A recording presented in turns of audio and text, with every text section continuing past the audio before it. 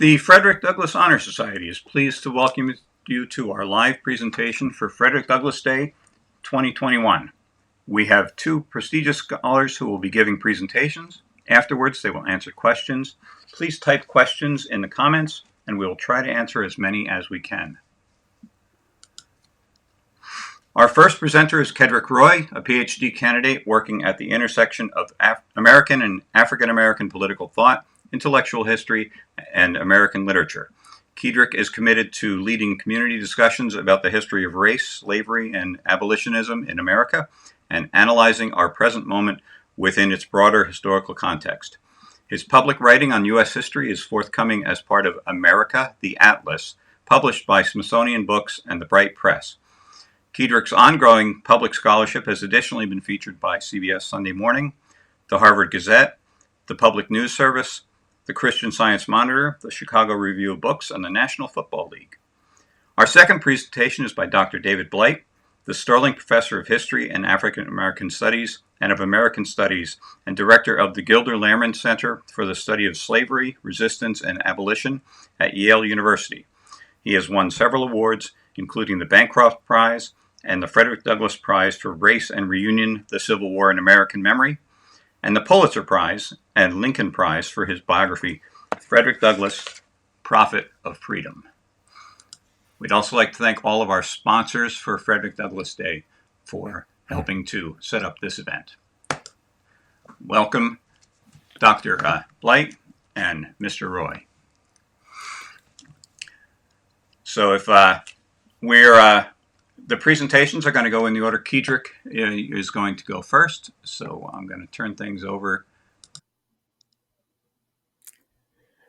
Wonderful. Thank you so much. It's great to see everyone out there. I'd also like to thank Debbie Dotson and the whole team for hosting this fantastic Frederick Douglass Day event and for inviting me to speak today.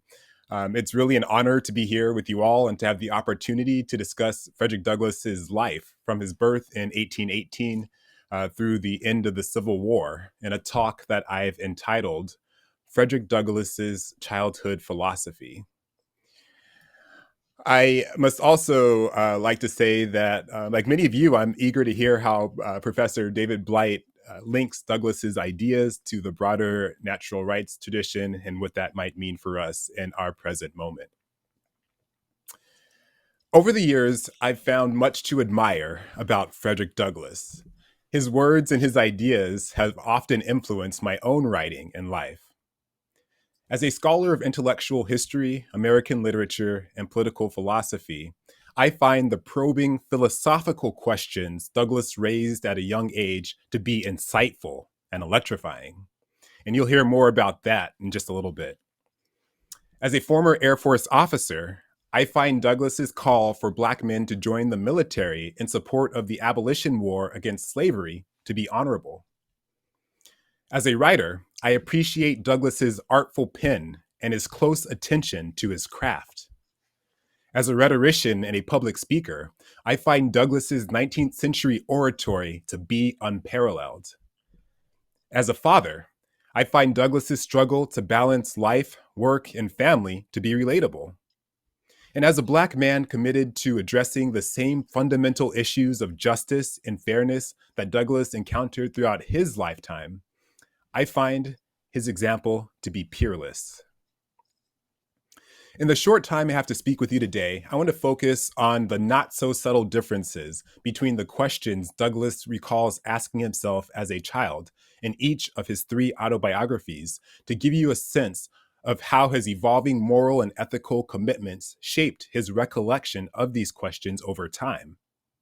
I promise not to bore you with navel-gazing minutiae, but rather, I hope to gently expose the power of Douglass's mind and the ongoing relevance of the questions he poses for understanding how we ought to live in 2021.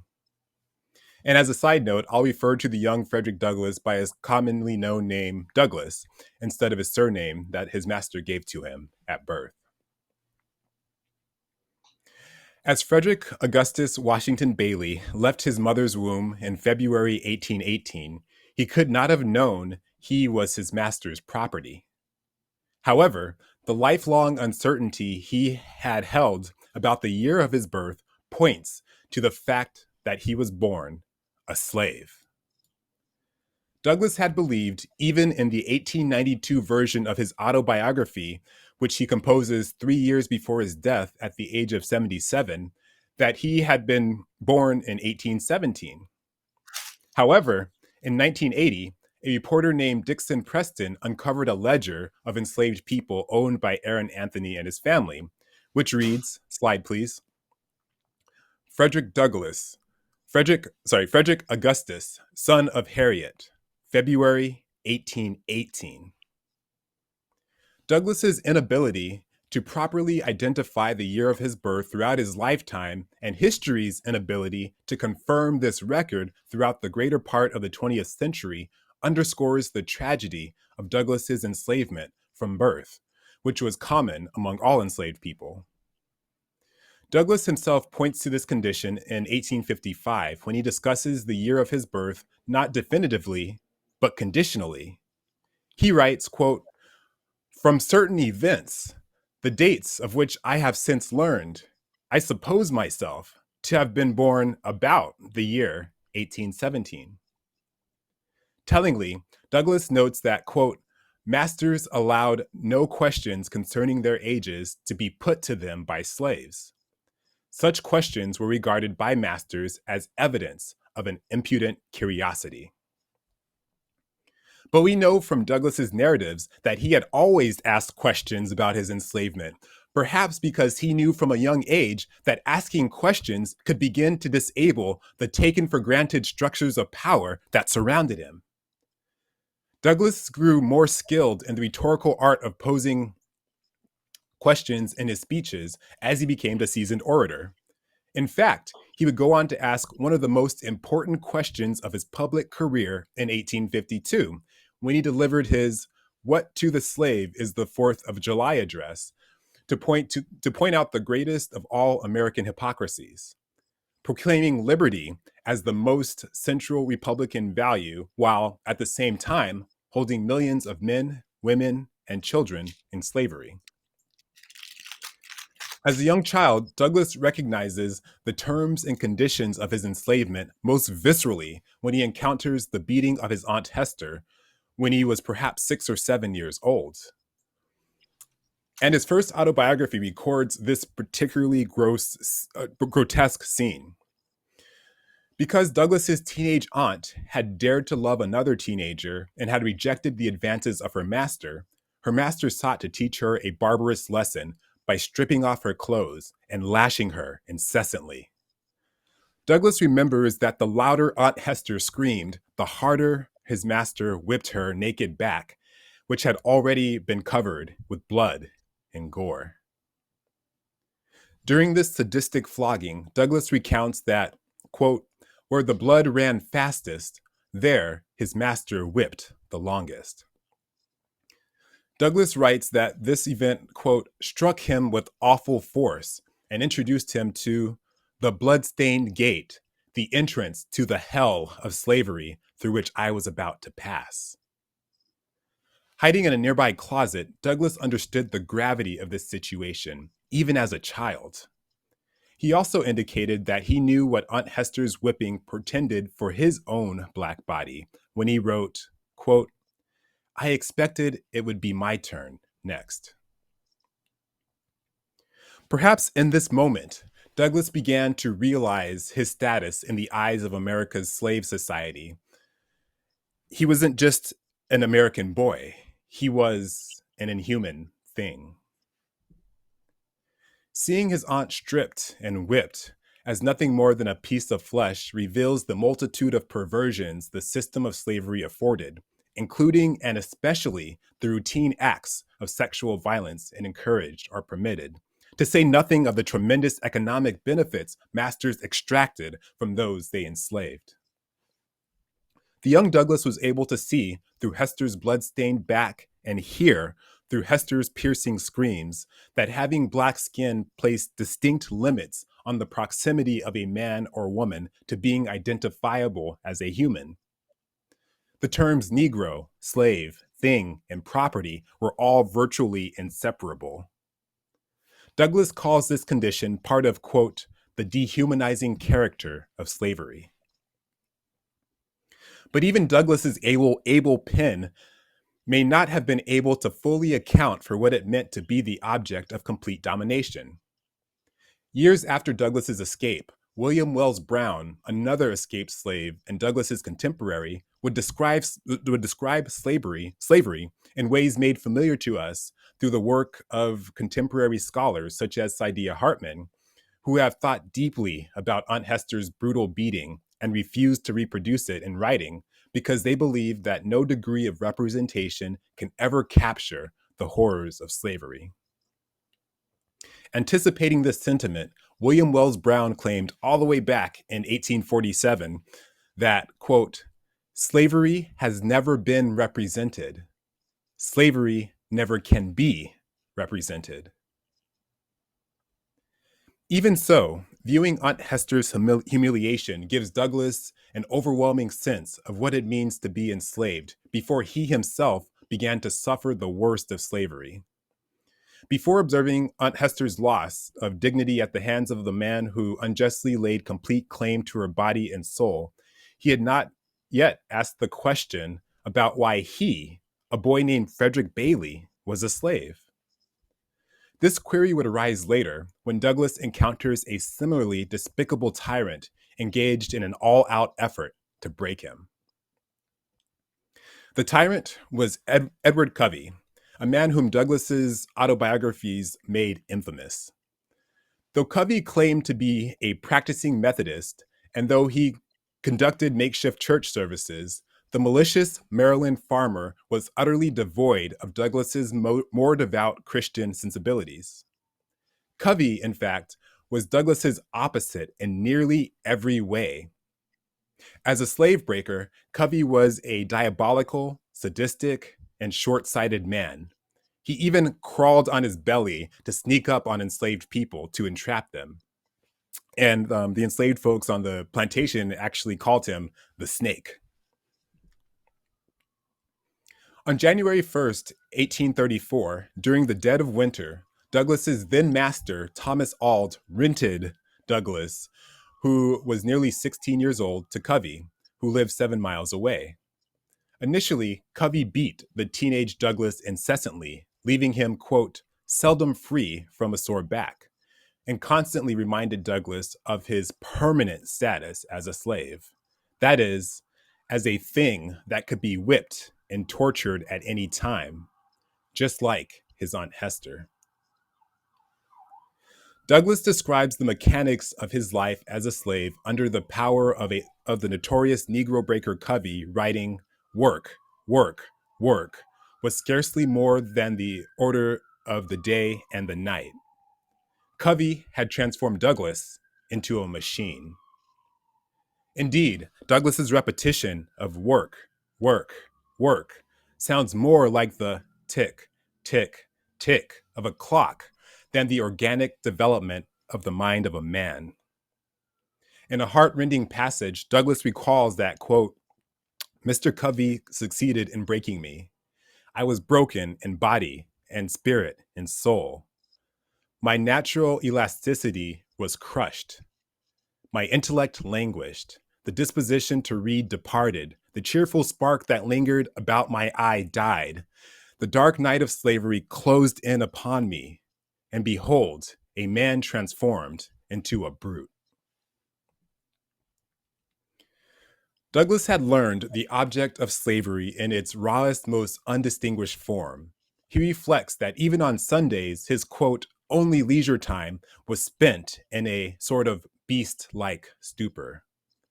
Only hope and fear kept him from taking Covey's life, or his own.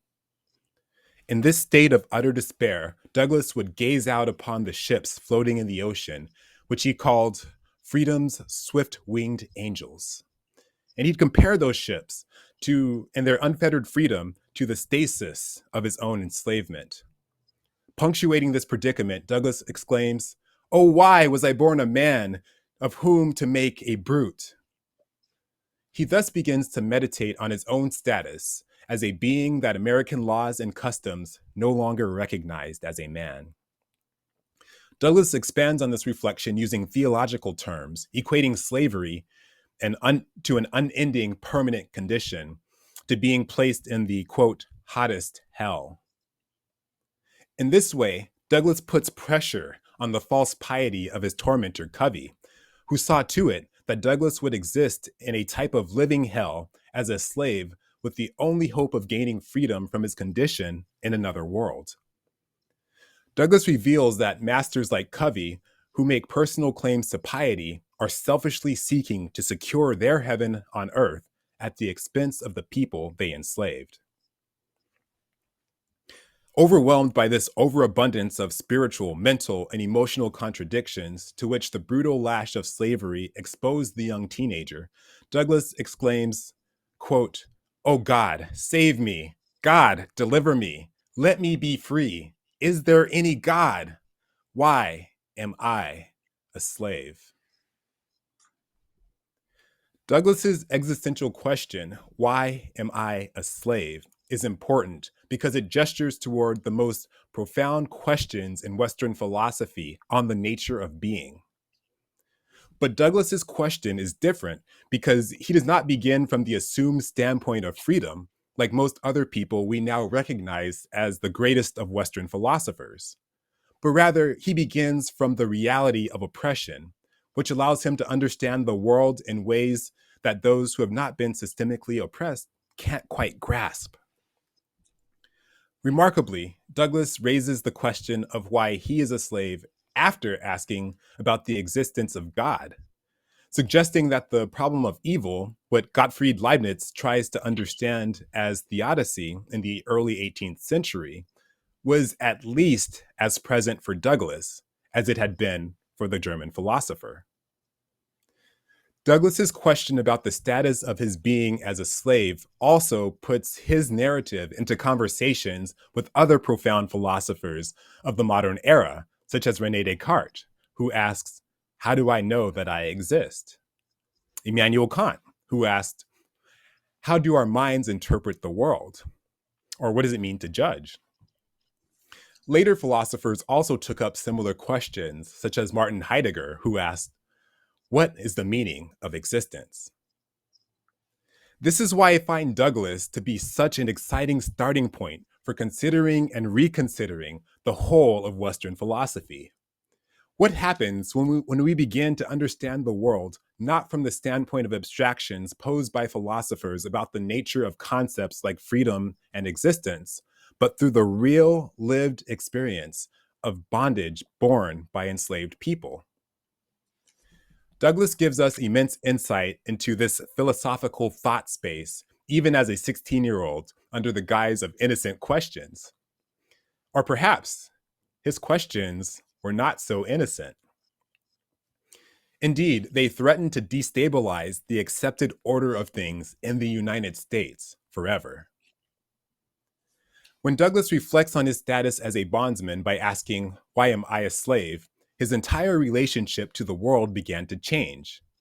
It is through his philosophical question that he learned he would need to overcome the conditions of his oppression through his own efforts, so he could begin to free the minds and bodies of his fellow slaves.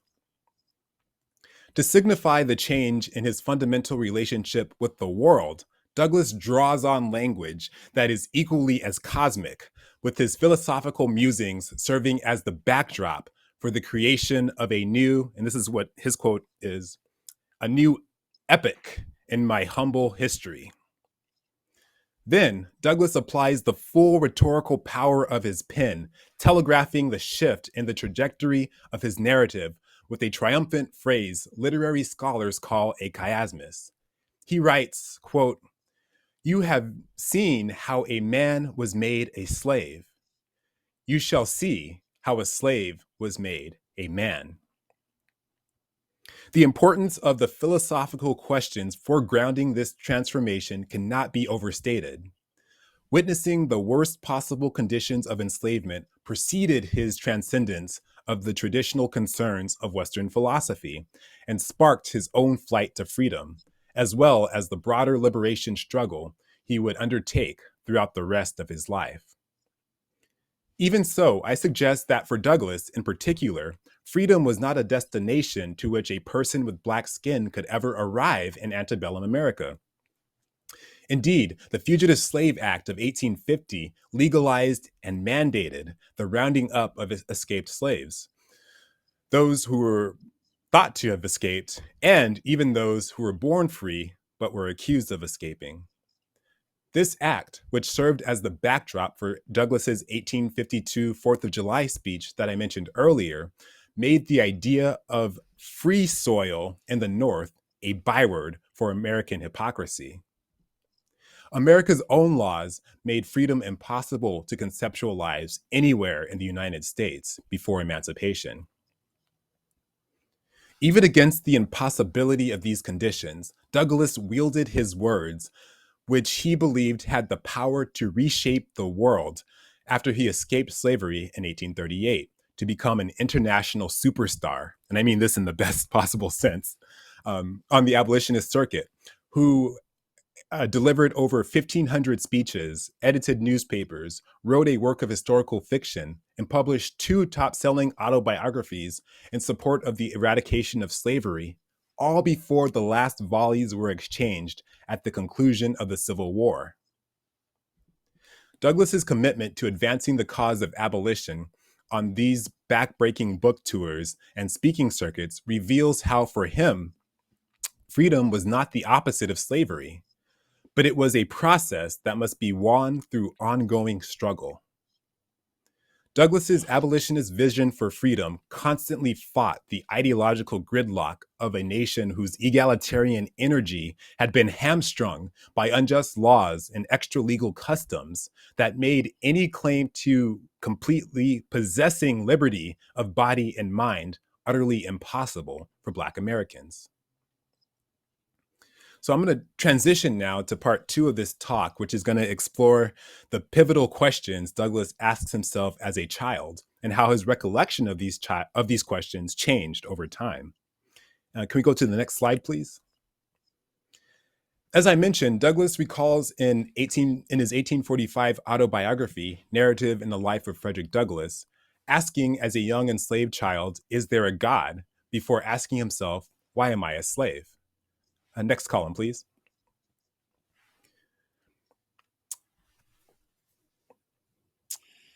In his 1855 autobiography, My Bondage and My Freedom, Douglass recalls asking even more questions in his childhood about what he calls, quote, the nature and history of slavery. Though curiously, Douglass no longer records his question, "Is there any God?"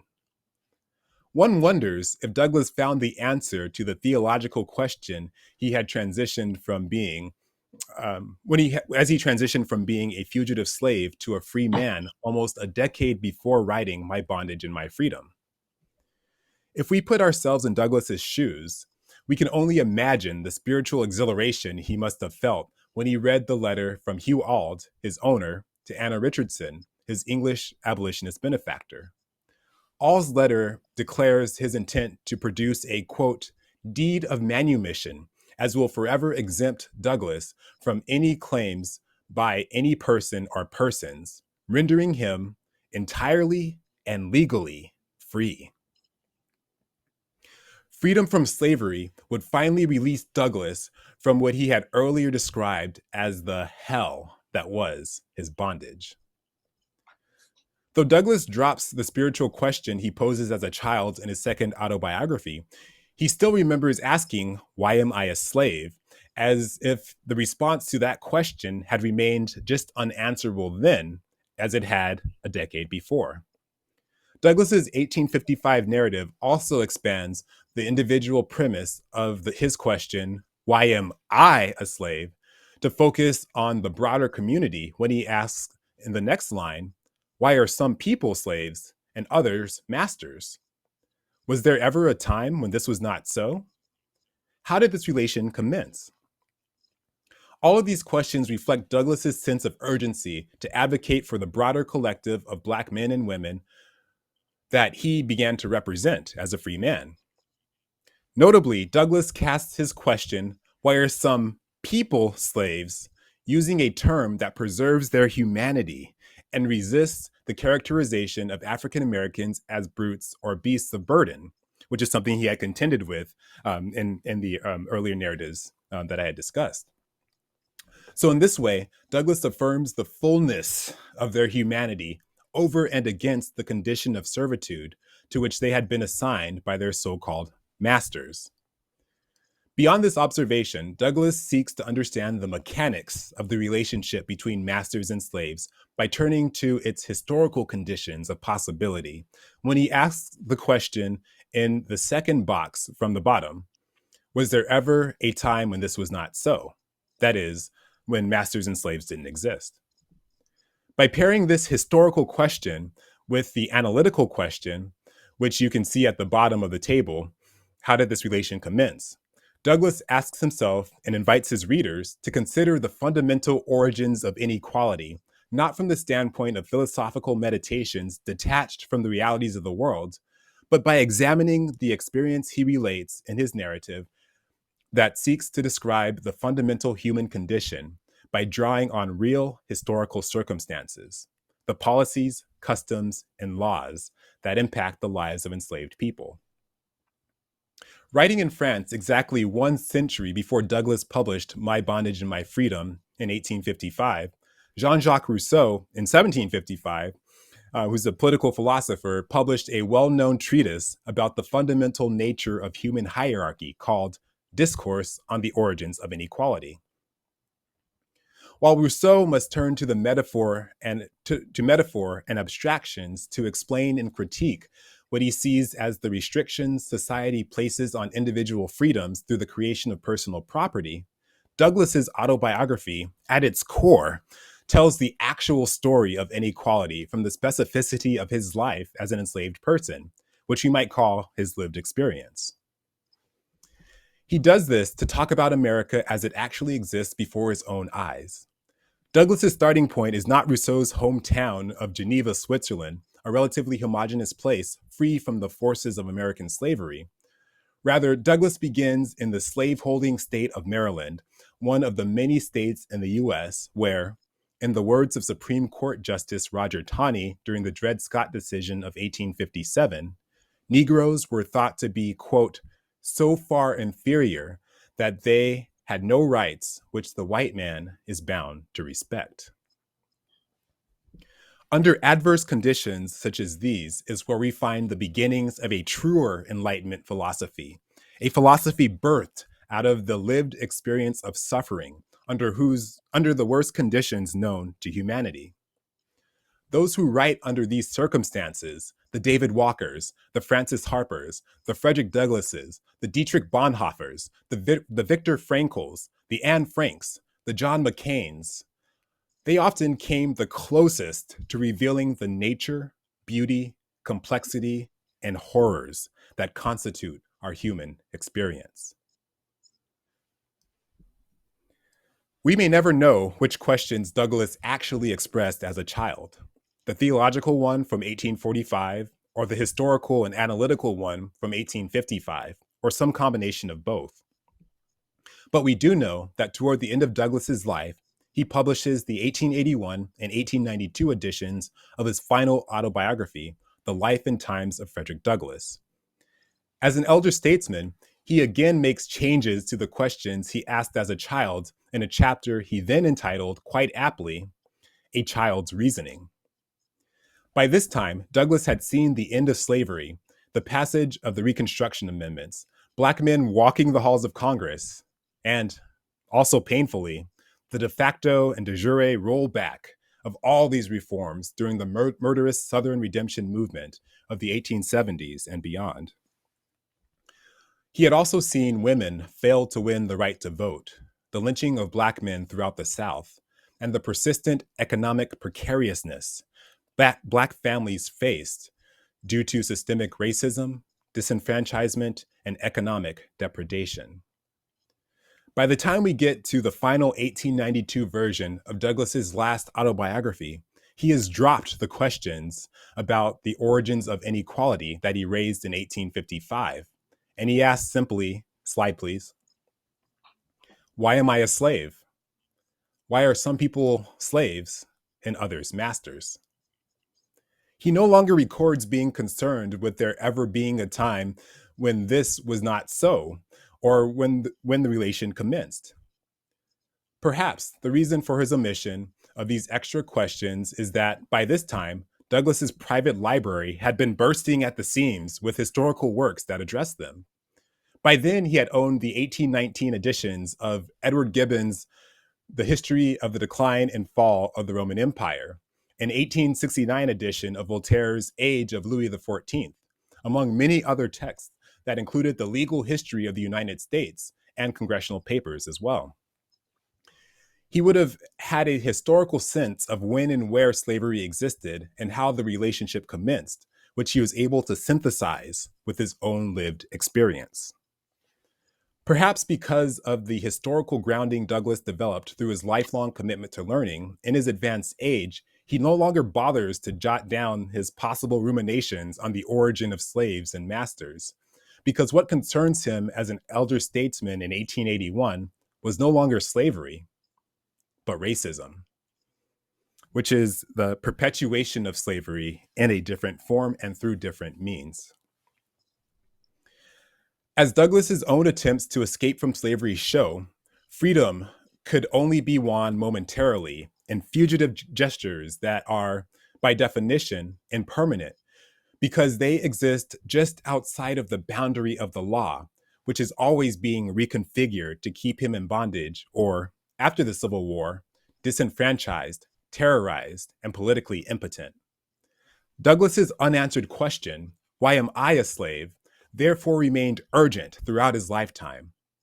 His question during the antebellum era, when African Americans had been treated with disdain, disgust, and general disregard, could easily be replaced after the Civil War with, why am I a Negro, given the persistence of abject conditions, as well as the ongoing criminalization and incarceration of Black people that some have entitled worse than slavery.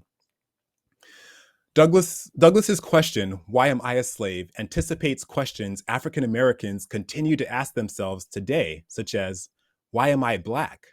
When being Black means one must ask, why must I be thrown against the side of a building and frisked in New York City? Or why must I be pulled over while driving lawfully in Tucson, Arizona? Or shot by the police? Douglass's question might even be rephrased today as, why is there a knee on my neck? Even as a child, Douglass could sense the profound absurdity of living in a society where the questions about racial injustice he asked as a teenager would remain operative and intelligible throughout his lifetime and even into our own in the 21st century. We must thus read the story of Frederick Douglass's childhood and his subsequent activism as an ongoing quest to respond to the question that he could never fully answer. For Douglass, the idea of freedom was not simply freedom from slavery, but it was always freedom to advocate on behalf of others, enslaved people, women, the disenfranchised, the downcast, and the oppressed. Perhaps we might do well to return to the questions he raised as a teenager and pondered throughout his lifetime as we seek to create a philosophy for our future as a multiracial nation. A philosophy that includes everyone, from immigrants to refugees to those still battling the effects of systemic racism in our own communities. Let's honor the legacy of Frederick Douglass by continuing his fight for freedom, even if it means we must first learn to ask questions like a child. Thank you. Thank you very much, Keidrick. That was incredibly powerful. So if you're ready, Dr. Blight, we can turn things over to you. Okay, thank you, Tim. And thank you, Keidrick. A child's reasoning indeed. I'll come back to that. I first want to thank everybody who puts on Douglass Day out there in Talbot County. Hello to all my friends around Easton and the Eastern Shore. I wish I was there in person with you. Now, Keidrick and I only barely had a little bit of time to plan this together, but it is amazing how the two talks will fit. Keidrick has taken the now tradition of studying Douglass as a serious philosopher to a new height.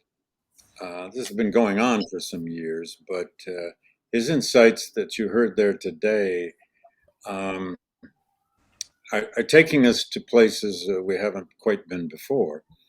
And Keidrick, that was brilliant. What I want to do is follow up on that and talk about Douglass's attachment to, uses of, devotion to the natural rights tradition, which is in part what Keidrick was talking about without necessarily even using that term. And I want to discuss just how Douglass came by this and how it then prepared him eventually by the late 1840s and into the 1850s to adopt, ultimately with great passion, the anti-slavery interpretation of the U.S. Constitution. So I'm going to take some of these ideas to that, I guess, more concrete level of the Constitution itself.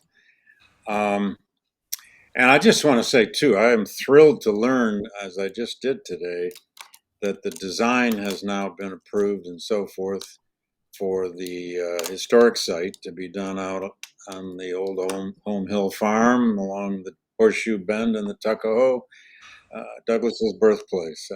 I'm not sure I ever believed I'd live to see it.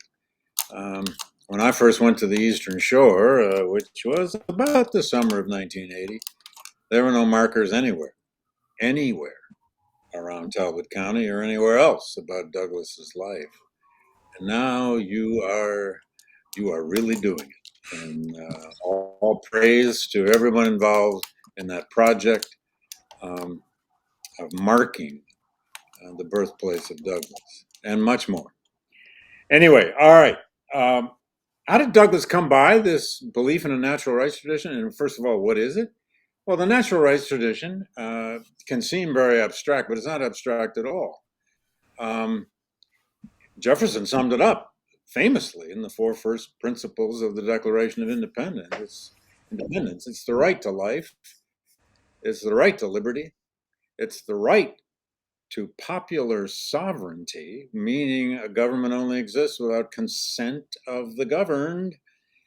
And then he even named the right of revolution, the right to rebel against an abusive government that denies those rights.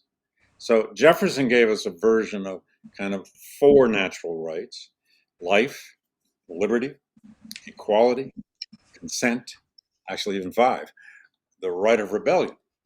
Now, Douglass is going to adopt all of these with time, often under different names. Where does all this come from? Well, people have argued for years and years, how old is the natural rights tradition? Well, it may be as old as the first caveman went to his neighbor caveman and said, now, wait a minute. I think I have an equal right to that piece of land that you do. Let's work something out. Although, of course, in the 18th century, a few of the philosophes that Keidrick was just quoting developed the natural rights tradition to its highest level ever. And it is that era of the Enlightenment, especially the 18th century Enlightenment, that Douglass draws on so passionately. And indeed, both the European Enlightenment in Douglass's case, but also the American Enlightenment. Douglass loved the Declaration of Independence, never assume otherwise.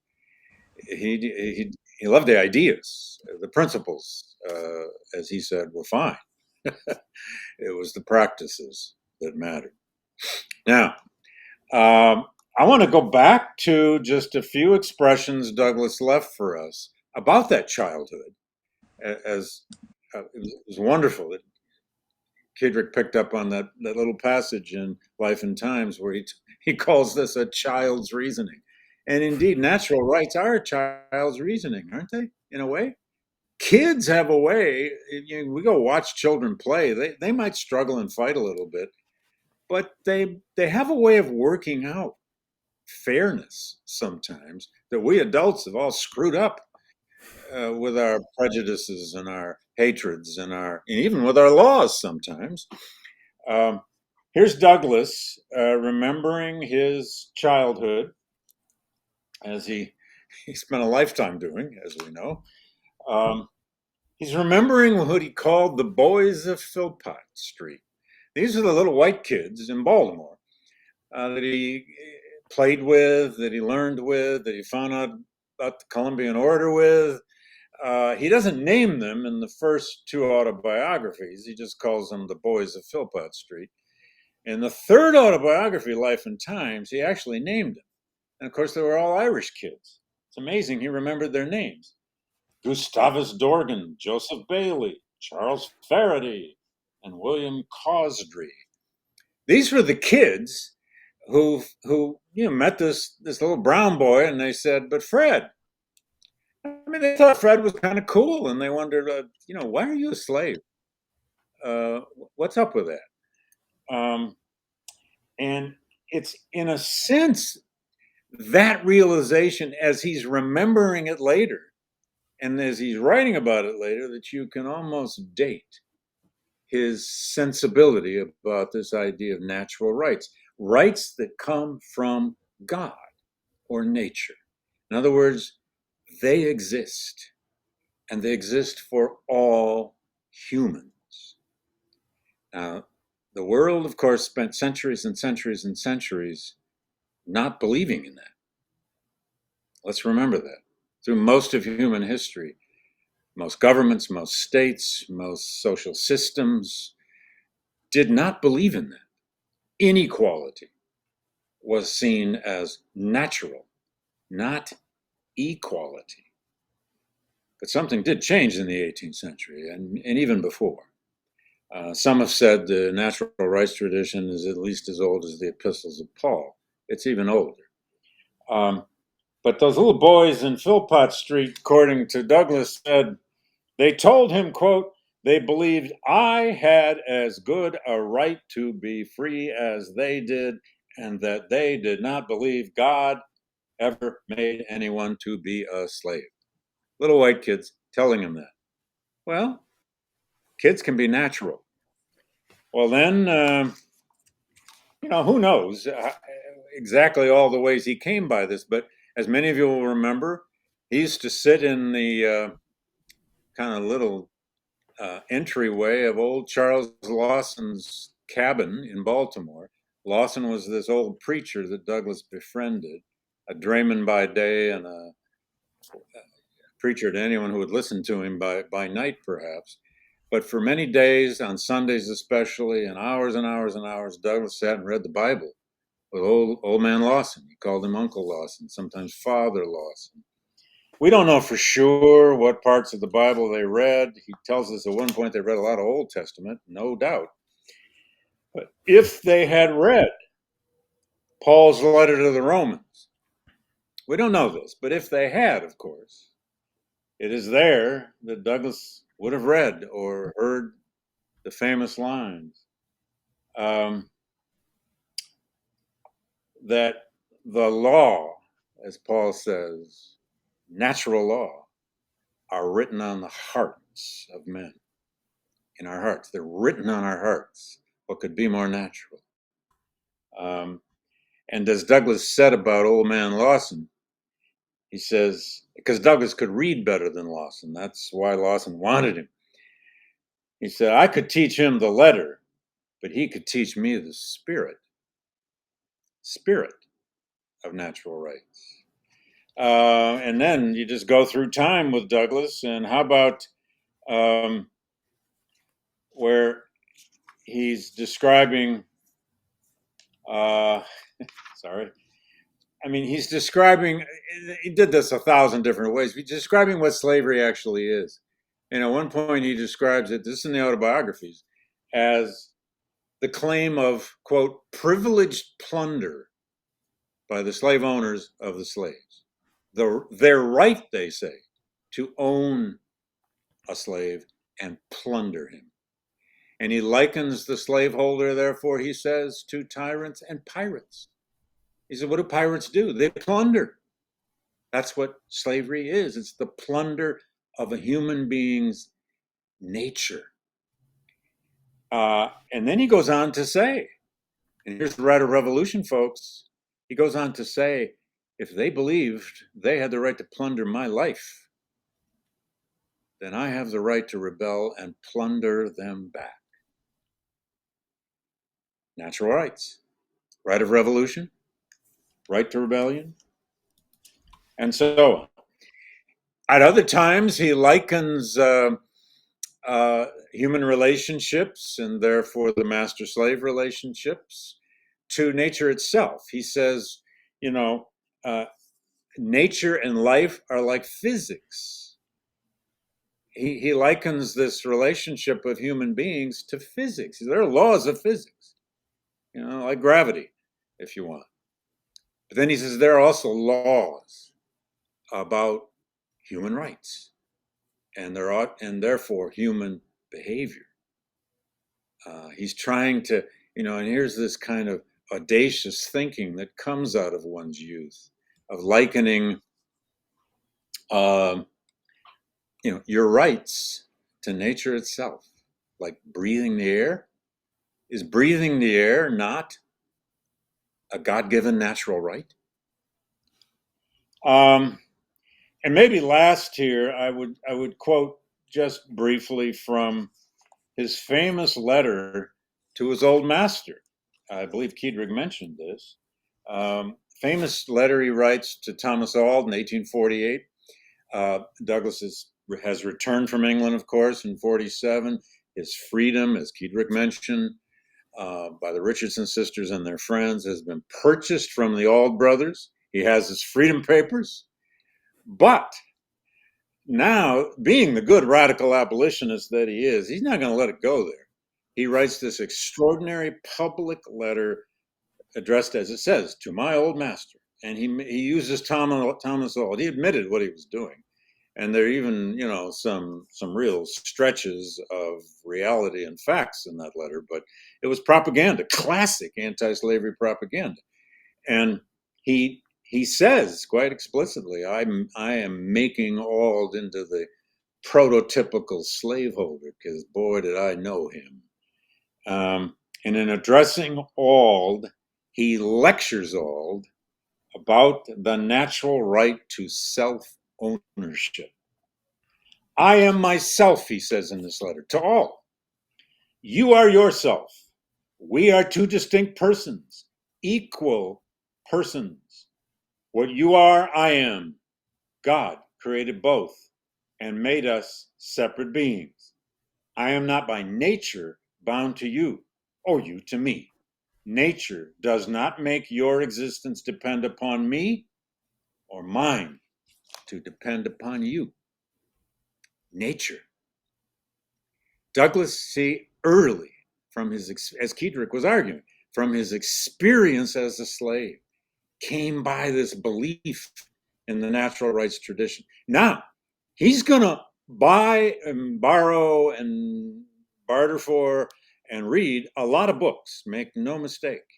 He had an extraordinary book collection by the 1850s, especially when Julia Griffith started to help him purchase books. But I'm trying to show here that Douglass came by this faith in natural rights by experience, as well as by reading it. Most of us moderns of the 20th and 21st century have essentially had to learn this natural rights idea probably as much from books as from experience. Not so in the case of Douglass. Now, I wanted to spend a little bit of time saying a few things about how Douglass came by his belief, more than belief, his devotion eventually to converting the U.S. Constitution itself out of this natural rights tradition into an anti-slavery document. Now, this is an old argument. It is still a vigorous argument among scholars, historians, constitutional philosophers, as to whether that U.S. Constitution, in its original version, the 1787 version, which was still in effect down to the Civil War, whether that was a hopelessly pro-slavery document or pro-slavery in some ways, but also anti-slavery in a host of others that abolitionists could use. And I can't stress enough how important this was to Douglass by the 1850s and to a lot of other abolitionists. Quickly put, that pro-slavery Constitution you probably have all heard about. You've learned about it. It includes, and this is all quite real, includes that 3/5 compromise, which considered African Americans in the southern states, which is where most of them were, to be counted as 3/5 for the purpose of representation. That's what the South wanted. And Northerners, many of whom, it must be said, made this deal, made this compromise, but they didn't like it. They did not like it. And they insisted that they also be counted, therefore, for taxation. Nevertheless, the 3/5 clause is often pointed to as the most egregiously pro-slavery element of the Constitution. But it goes on from there. There's the Fugitive Slave Clause, which required persons, quote, persons held in service to be returned. As you probably know, the original Constitution never used the word slave or slavery. There are a lot of euphemisms for it. Thirdly, there's the belief that slavery, at that time, there was the broad belief that slavery followed the flag, as they said, which meant it existed on ships at sea if they flew a U.S. flag. It meant it existed in territories if Americans traveled there, or so was the late 18th century belief. And fourth, there is the whole series of what are sometimes called the slavery compromises.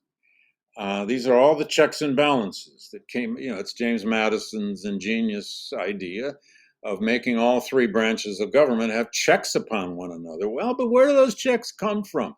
They come from many reasons and sources, but not least of which was giving the southern slave states an equality that they sought in this thing called the U.S. Senate, 2 from each state. And indeed, they established a variety of compromises to keep the free enslaved states of the 1780s somehow sitting in the same room and talking to each other. And did they ever create two more undemocratic institutions than that U.S. Senate and that Electoral College? And both of those institutions will have tremendous roles in sustaining slavery over the next 80 years. Then there's the Fifth Amendment, which both sides fought for.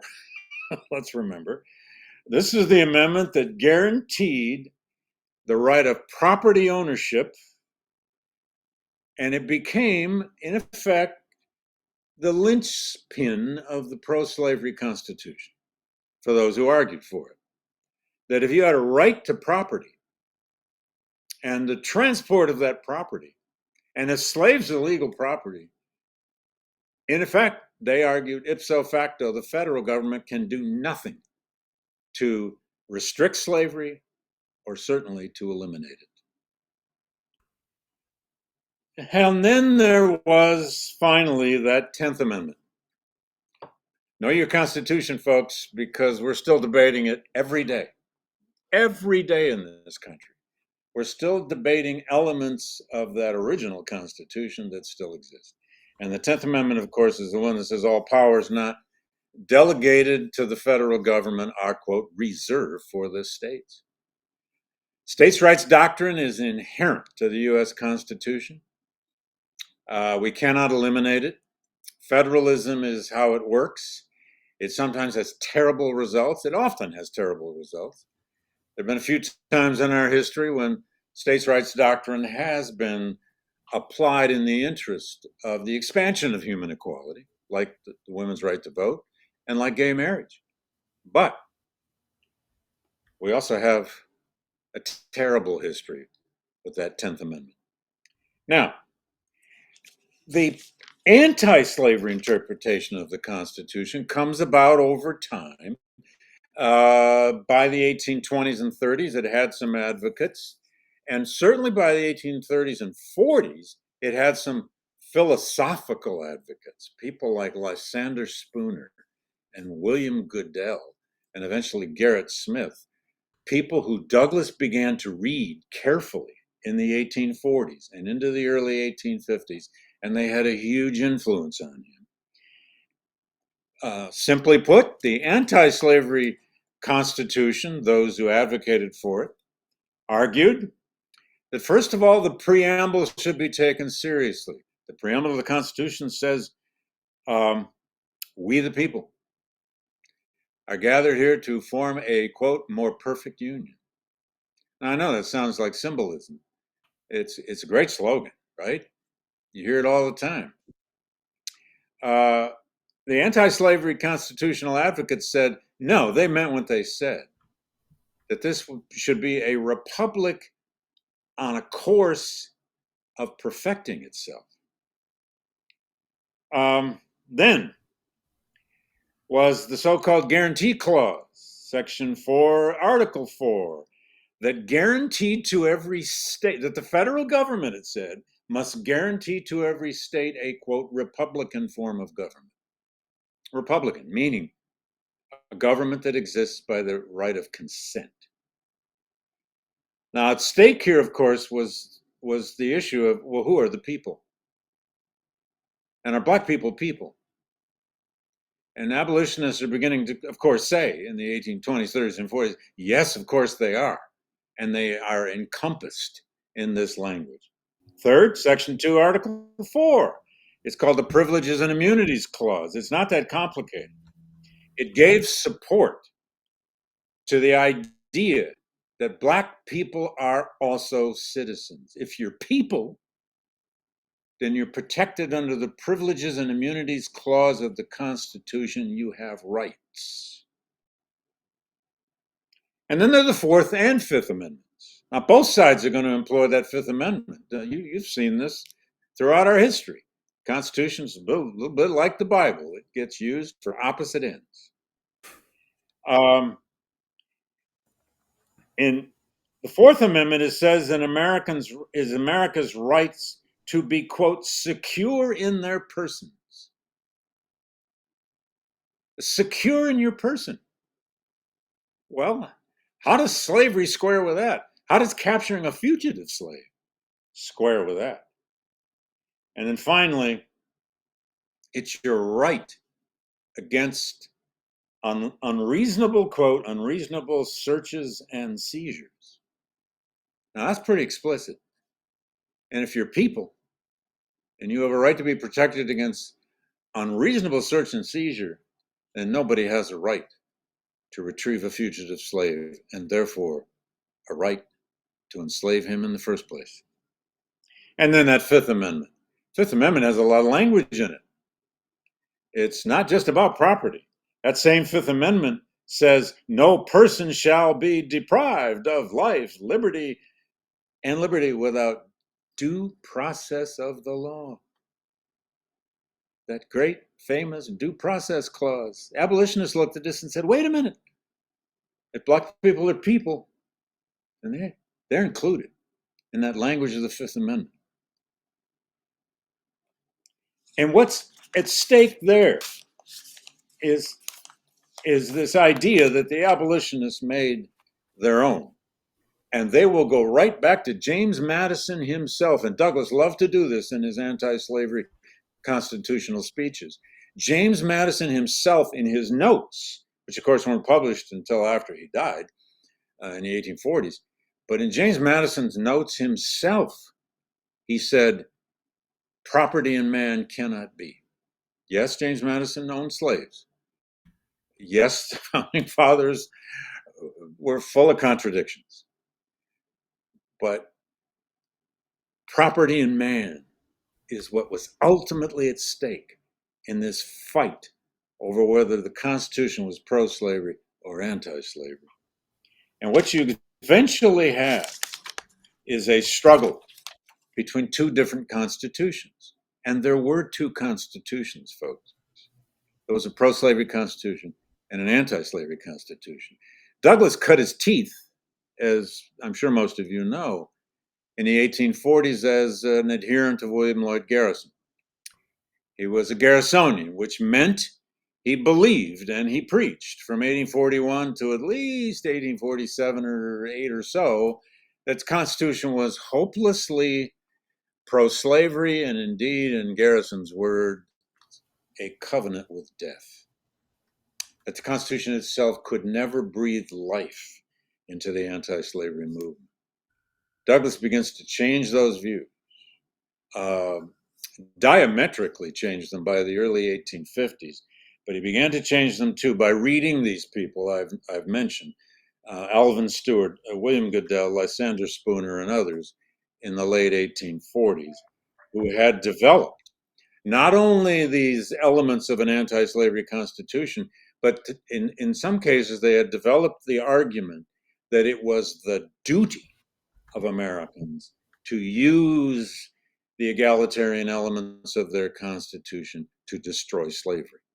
And for Douglass, this was like a huge new breath of air from the mountains. It was like a new way to conduct life itself. It gave him a new sense of strategy. It gave him indeed a way to understand and believe in a political strategy against slavery, and not only a moralistic strategy against slavery, which has, I believe, everything to do with how he could even survive the 1850s and believe in a future for Black people in the United States, especially in the wake of the Dred Scott decision of 1857, which in effect had said to Black people, you have no future in America. So I just want to end with a thought here. Keidrick and I have talked you through some philosophical ideas, but I think there's no more powerful idea in Douglass's thought, along with what he drew from the Bible, Old and New Testament, but especially the great stories of the Old Testament. In addition to that, there is nothing more powerful in Douglass's ideas than his belief in this natural rights tradition. It is what sustained him in the darkest times. It is what sustained him, for example, down to the last great speech of his life. His Lessons of the Hour speech, which many of you will know was his speech of 1893-94 about lynching. He had first written a version of it in 93. He gives it throughout 1894. He's still giving it at the very end of that year, and he's going to die, of course, in January of 95. But if you go read Lessons of the Hour, which is one of his top 3 to 5 greatest speeches, that speech is not only an analysis, a kind of 3-part analysis of why lynching was happening in 1890s America, but in the end, he does what he normally did. He found a way to end on hope, even in the face of such an issue as lynching. And he went back to the idea of natural rights, which he believed could never be killed. You could lynch a man, he said, because you wanted to eliminate his voting. You could lynch a man because he had gained some kind of economic status. You could lynch people. You could destroy their community. You could burn their churches. But you could not destroy their ultimate natural rights of anyone who survived in that community you attacked. Now, these were not easy beliefs to sustain in the face of such realities as slavery in the 1840s. as the first year or so of the Civil War. And then, of course, the terror conducted by the Klan and their imitators during Reconstruction. And then finally, the incredible lynching epidemic that had set in by the 1890s. But without that set of beliefs and principles, I don't think our man, Mr. Douglass, survives through the travails he did over the course of his 77 years. Thank you. Thank you very much, Dr. Blight and Mr. Roy Keidrick. Both incredible presentations that I'm sure everybody has enjoyed. We're starting to get some questions in. First one is going to be from, let's see if I can bring this up on screen here. There it is. From Harriet Lowry. Says, Dr. David Blight, I love you.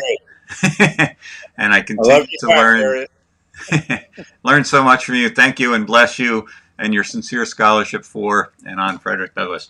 And I think we can all agree with that. While we wait for some other questions to come in, I'd love for the two of you to discuss each other's presentations. We'd love to hear each other's thoughts on them and questions for each other. Well, Keidrick, I'd like to ask you, how do you understand or date your own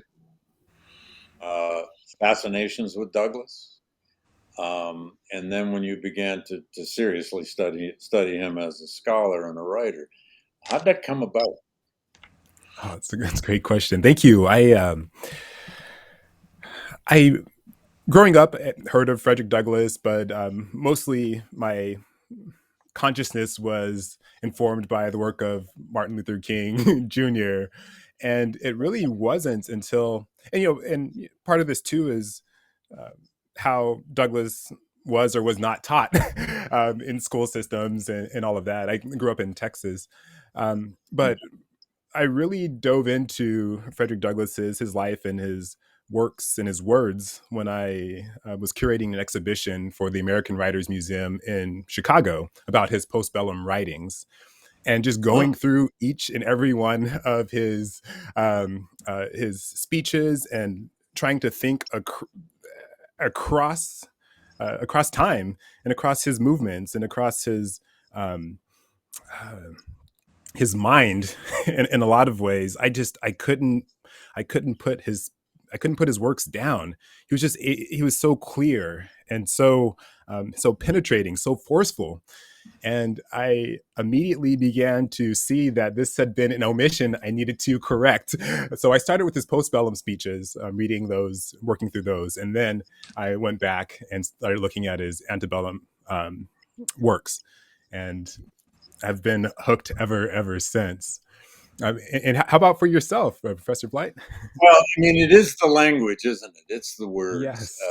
It's the words. This man is always going to be remembered because of his words. There's the heroic life, but we're going to people are going to be quoting Douglass long after even both of us are gone, because of his ability to capture in language crises, pivots in history, the meaning of events, the meaning of an idea. My own interest goes way back, and it's too long and boring. I've told it out there on the shore before, but I was a high school teacher in the 1970s. We were just creating courses in Black history, and none of us knew what we were doing. But I did take the first ever Black history course taught at Michigan State when I was an undergraduate, either 68 or 69, I can't recall. It was taught by Les Rout, who was a Brazilian. He was African American, but he was a Brazilianist, a Latin American scholar. But I think they probably said, Les, you're Black, teach this course, because there wasn't anybody else. And he did. And I remember some inspiration from that. But then when I was a high school teacher, just struggling for this and that to use, I found a poster of Douglass. I read the narrative. I didn't read the narrative in college that I'm aware of. I read it only when I was starting to teach. And then, when I went off to grad school, this is what I wanted to do. I wanted to study abolitionism, black abolitionism, and I kind of landed on Douglass, in part because he simply left the most to work with, God knows. Although then, when I was in grad school, late 70s, early 80s, there's a lot of material we have now on Douglass we didn't have then. But, we had all those Phil Foner volumes. There was, you could get access to at least a lot of his newspapers. And so I did a dissertation on Douglass that became my first book. So, and then, I tried to get Douglass out of my life any number of times, and then he just wouldn't leave. He just wouldn't leave. He just kept coming back. So it's his fault. But again, the words, you named it, man. It's you can be reading Douglass and you just wonder, my God, did he capture that? How did he do that? You think, Yes. And some of it is just a little bit of a mystery, but some of it is just the incredible hard work over time. This guy was a voracious reader. And I'm convinced, I say this in my book, he was kind of an intellectual sponge. He didn't have any formal education, as you well know. But if he met you, he'd figure out what he could learn from you. He'd get it out of you. He'd read you if you wrote something, but then he would get it out of you. In that sense, people were his educators. But so was experience, as both of us were trying to say. I mean, this experience as a slave is kind of there everywhere in his thought. I mean, that's obviously there in 1,200 pages of autobiography. But he's one of the great wordsmiths of American history, and he didn't just write, for style. He was a stylist, but he wrote for substance too. I love that. It's hard to resist his language. I think that's what it's about. So we have a question from Ruth Naomi Floyd. Thank you, Dr. David Blight and Keidrick Roy. Would you be so kind as to talk a bit about Douglass's time in Haiti as ambassador, his lecture on Haiti at the World's Fair 1893, through your lens of the discussion today? Well, Keidrick, go ahead. You want to talk about that speech? I mean, he made a famous speech there at Chicago.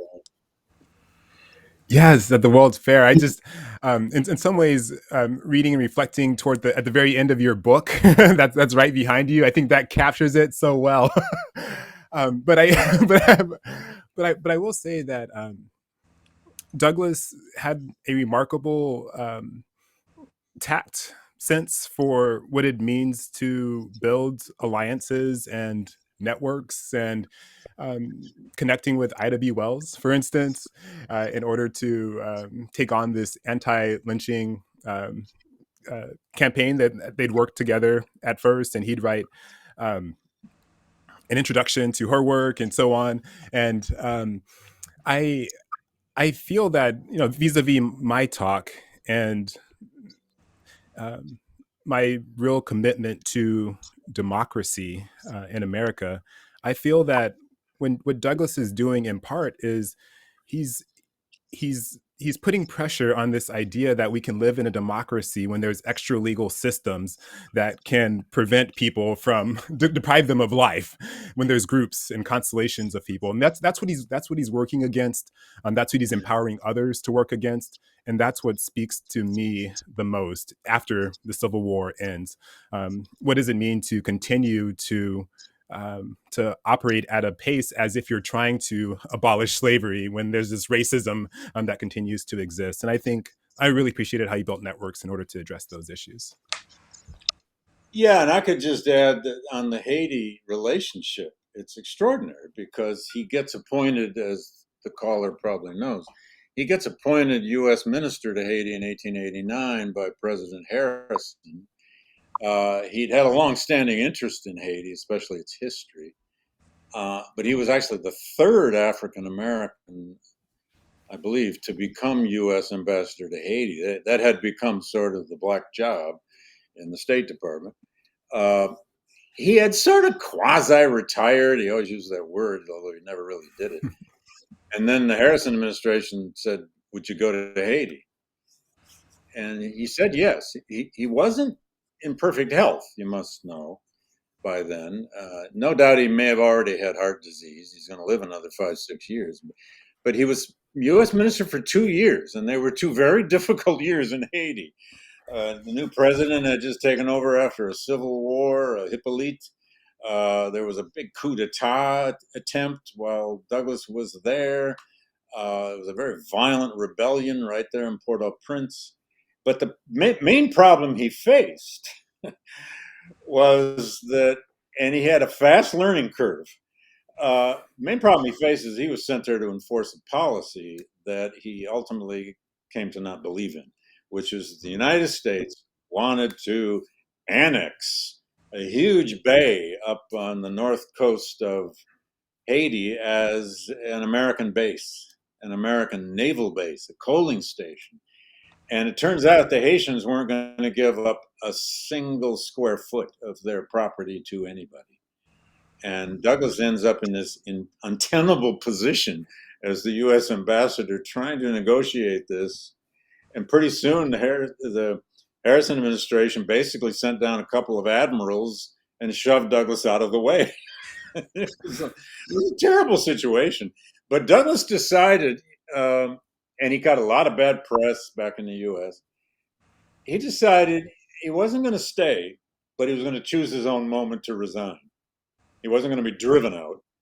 But the truth is, he didn't really believe in the policy he was trying to negotiate. And the coolest thing about that episode I found, and there's a whole chapter on this in my book, but the coolest part of that, and back to words, Keidrick, he would write these diplomatic dispatches back to Secretary of State Blaine and the President Harrison in perfect diplomatese. That formal, in the 19th century, it was even more formal language. He learned how to do all that. Total, full of, the subjunctive voice and on and on and on. And then on the same day, he might sit down and write a letter to his son, Louis, and tell him what he really thinks in a totally different voice. It was great. It's like he learned how to be a diplomat, which wasn't always his best form. So it's a fascinating episode in his life, and it had he got in a little over his head too. He didn't fully understand Haitian history, frankly, and he also didn't speak French. He had someone with him who did, and that probably hurt his situation a bit too. But it's a remarkable 2 years of his older life, when we see a very different Douglas than we had ever seen before. So we have another question from Dory England McGinnis. Could Frederick Bailey have become Frederick Douglass if he had been born and lived his first 20 years of his life in the Carolinas or Georgia? I don't think so. I mean, in Maryland, he's around a very large free population of African Americans that he's able to be in contact with, be in communion with.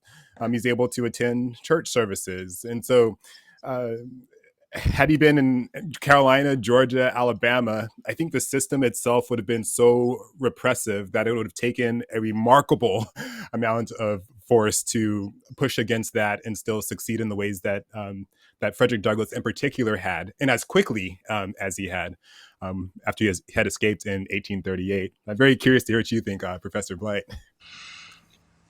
Well, it's all about Baltimore. If he doesn't go to Baltimore, for 9 of his 20 years as a slave, he spends in Baltimore. If he doesn't go to Baltimore, we probably never hear of him. I mean, he had that scheme to escape from the Eastern Shore with his band of brothers on the Freeland farm, but of course they got caught. That didn't go anywhere. Stealing a couple of rowboats and taking them up to Chesapeake wasn't going to get it done. So no, we probably now there were slaves who escaped out of the Deep South. There are plenty of examples of it. It's possible he could have, but Maryland's location and then Baltimore in particular, the way he then was able to come of age especially within that free black community of Baltimore, gave him knowledge, literacy, language, skills that made possible this audacity of escaping the way he did. That if he's on a plantation in southern Georgia, there's no Baltimore. Now, if he went over in Savannah, there were famous maritime escapes. That's another question, but no. So Charles Yonkers asks, do you think any arguments using natural rights can be used today in carrying on the fight for progress towards freedom and defeating racism? Absolutely. We don't always use the term natural rights anymore. It's sometimes considered a bit old-fashioned, I guess. But what are we talking about when we talk about human rights? The idea of human rights is a new kind of regime of meanings, especially since World War II, the International Declaration of Human Rights in 1848, the United Nations, and so on and so forth. It's taken on different meanings. But the basic ideas of natural rights, what are we talking about when we talk about equality and inequality? What are we really talking about even when we talk about systemic racism? Now, systemic institutionalized racism it's modern terminology. They didn't have such a term in the 19th century, but they had the idea that systems, law, government, business, capitalism could function in racist ways. They understood that. But I think we're still talking about natural rights, even under different names and under sometimes much more sophisticated language, I suppose. But I don't know. Keidrick, what do you think? No, that's a fantastic question, and I love that answer. This is in part my first book project is trying to think through some of how African Americans had been drawing on this longer tradition of natural rights, of Enlightenment philosophy, and how they've been able to tweak it or transform it by pairing that with their lived experience. And the disappointing part about the natural rights tradition, which evolves to the human rights tradition and so on, is since it's been with us for so long, it's been with us for such a long time, and yet it seems we still want to embrace the ideals without doing the really Yeah, hard physical intellectual labor to make good on those ideals. So that's why I'm very yeah, much interested in how African Americans were thinking through and alongside that tradition. yeah. It's almost like for some people, the natural rights tradition is all you need. There it is. We don't have to do anything. It's from God. It's a good day in church, and you don't have to do anything else. They don't. They're not necessarily.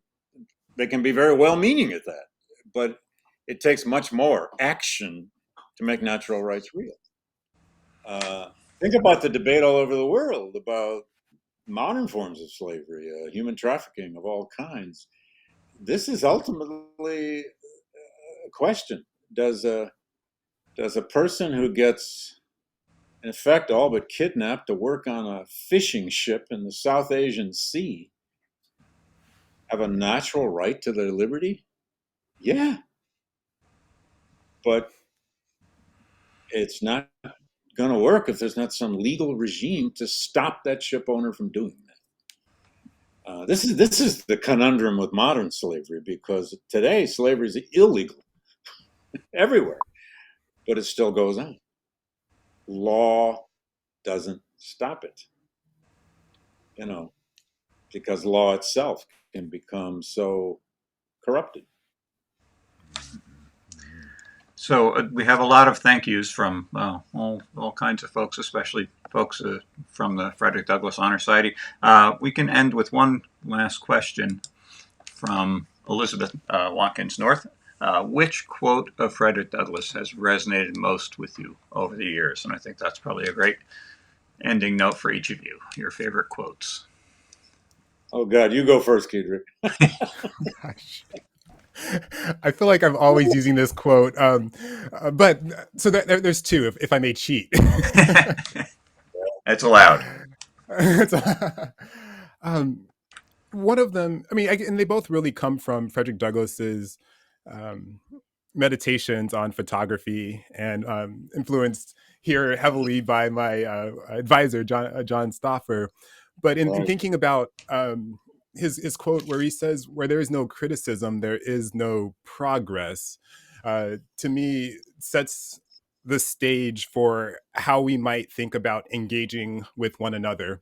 What does it mean to be in communion with someone, to criticize maybe their actions, but still to be working toward a greater goal? And another one that kind of goes hand in hand with that is his quote in Pictures in Progress, his speech that he gives between 1864 and 1865, where he says that poets, prophets, and reformers are all picture makers. Herein lies the secret of their power. They see what ought to be by reflection of what is, and endeavor to remove the contradiction. And so for me, we're talking about natural rights, human rights. We're talking about these ideals that we'd all really very much like to achieve. And what Douglass is inviting us to do here is to engage those ideas through our art, through our performance, through our work, as Professor Blight says, in order to bring these what is and what could be into a tighter relationship with one another. So that's just a couple of quotes from Frederick Douglass, and why he's such an inspiration to me in my work, both as a scholar and as an American. Well, I love this question. The trouble is, I got so many of them. I got asked this so many times in the last couple of years. I even made a big list of them here. You don't want to. I'll give you two quirky, weird ones. I'll give you at least Yes. one of them. I love is after the Civil War. Okay, you got the right to vote. You got there's 14th Amendment is equal protection. Equality is now in the Constitution, but everyone would say, but it doesn't mean social equality. Doesn't mean social equality, which always conjured up this idea of race mixing. Well, Douglass, it was his sense of humor. Douglass would always say, where I grew up in Maryland, we had a lot of social, but we didn't have any equality. That's right. I just loved that. I can imagine being in the audience, and the people probably had to think twice on that. Oh, his father was white. Oh, yeah, that's right. Anyway, or this one. We've had the Confederate monuments so much in the news, and Lee came down in Richmond 2 weeks ago. I've always liked this one. The seceded states. He said this during the secession crisis. The seceded states prefer to be a large part of nothing rather than a small part of something. Our man had a sense of humor. I mean, we don't want to forget that. There are 100 quotes where, he's so earnest and man, he's just driving a stake in your heart. But there's also times he's just using the argument to make people laugh, which is what racism needs. Sometimes it just needs a good laugh because it's so absurd. I have to say, as I've been, I was given the privilege of traveling around filming all of the monuments to Douglass, and seeing all the photographs of Douglass, and understanding his wanting to control his public image. But I'd love to see at least one photograph of the man laughing and smiling. Around a fireplace some night, with a cigar or something. Anna probably didn't let him smoke cigars in the house. She was pretty strict. He had that little cabin out back, so yeah. He did. He had that growler out back there. It probably stunk from cigars. Well, thank you both. False rumors here. I don't know that for a fact. Well, thank you both very, very much for being part of 2021's Frederick Douglass Day. It was a very, very informative and exciting talk, and we hope to see you both here in person when we can all do that again. And again, thank you to everyone who. Yeah, we want to use new quotes next time. There you go. All right. All right. Take care, everyone. And All right. see everyone all soon. Enjoyed it. Thank Bye, you so everybody. much. Take care. It's a pleasure.